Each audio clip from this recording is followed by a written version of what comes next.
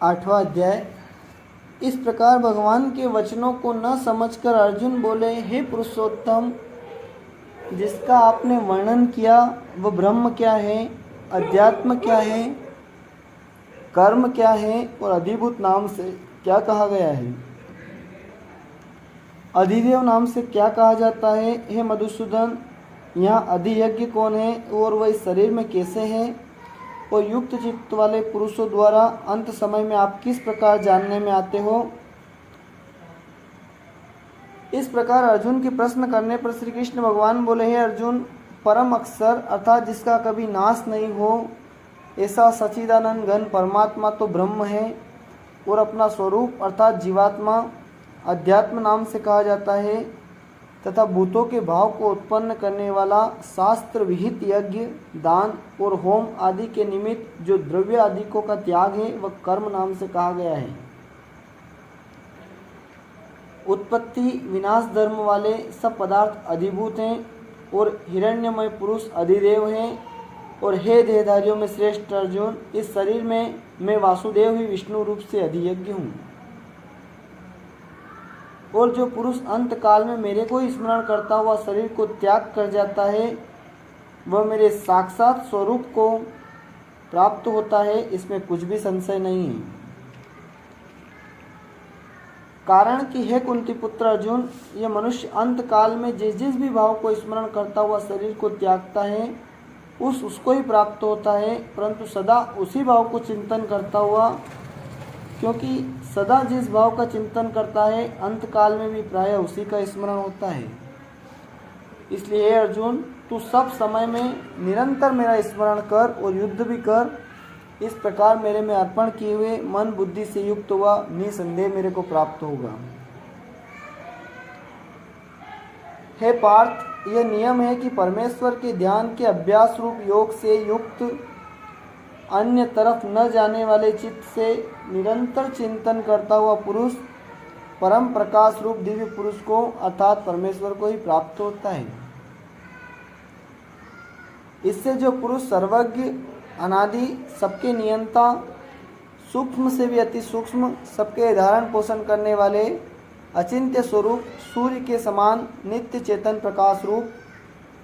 अविद्या से अति परे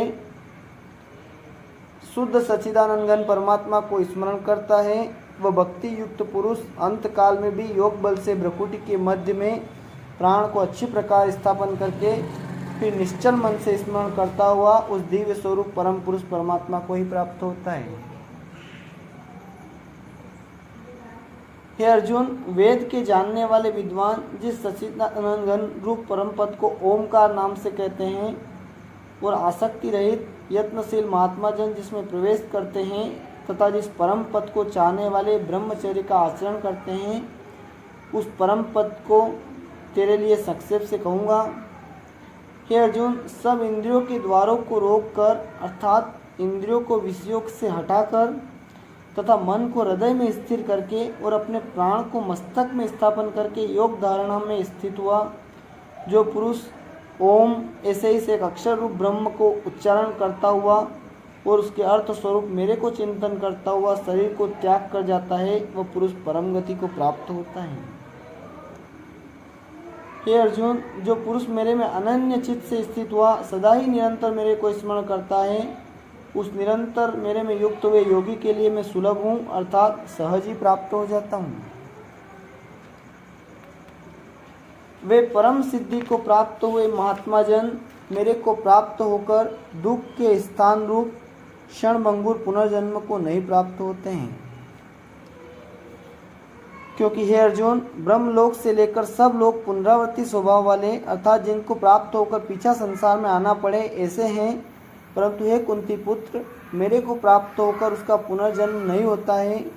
क्योंकि मैं कालातीत हूँ और ये सब ब्रह्मादिकों के लोग काल करके अवधि वाले होने से अनित्य हैं। हे अर्जुन, ब्रह्मा का जो एक दिन है उसको 1000 चौकड़ी युग तक अवधि वाला और रात्रि को भी 1000 चौकड़ी युग तक अवधि वाली जो पुरुष तत्व से जानते हैं अर्थात काल करके अवधि वाला होने से ब्रह्मलोक को भी अनित्य जानते हैं, वे योगी जन काल के तत्व को जानने वाले हैं।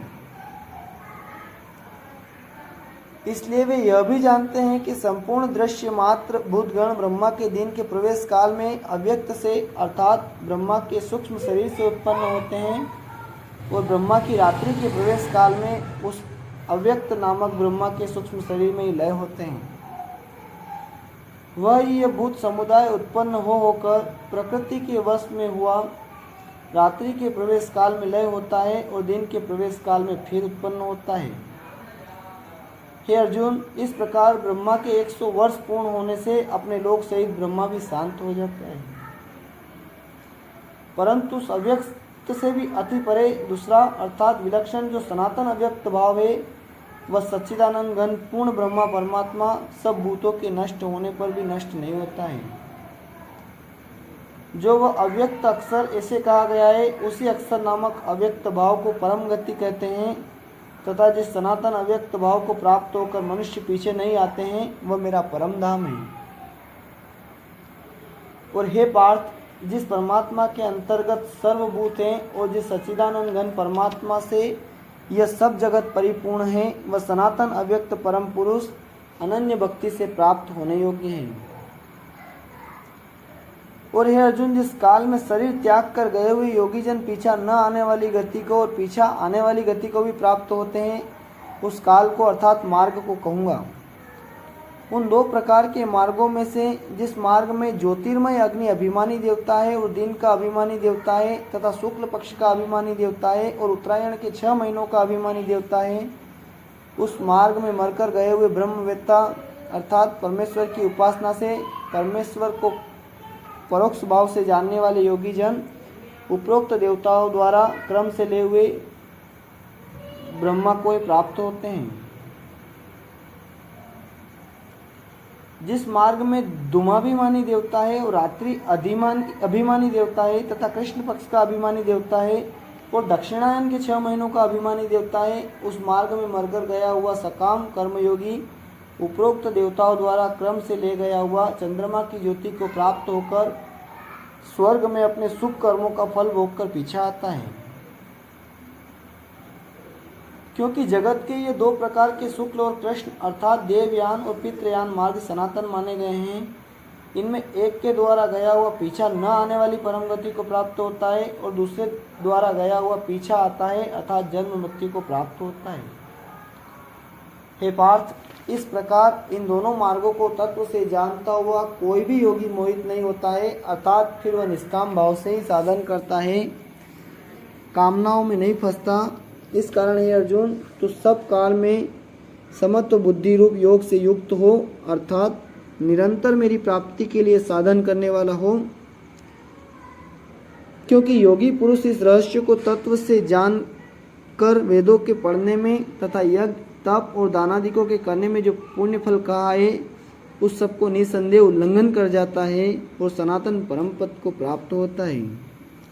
इति श्रीमद् भगवद गीता रूपी उपनिषद एवं ब्रह्म विद्या तथा योग शास्त्र विषयक श्री कृष्ण और अर्जुन के संवाद में अक्षर ब्रह्म योग नामक 8वां अध्याय समाप्त। बोल श्री कृष्ण चंद्र भगवान की जय।